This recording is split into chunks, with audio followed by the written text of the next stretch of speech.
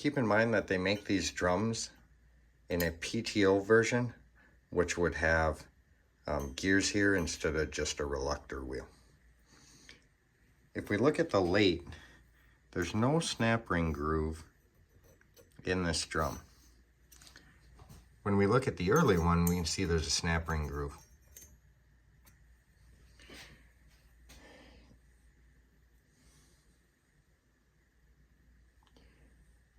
When we look at the C2 apply piston, late and early, we can see we have a different spring pocket.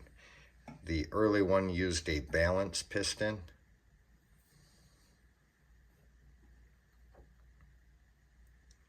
And a completely different return spring.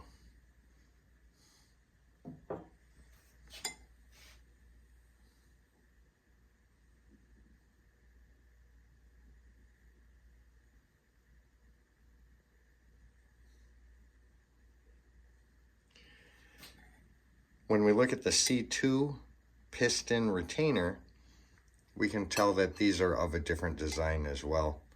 Not only here with these lugs on the late, the early one doesn't have it.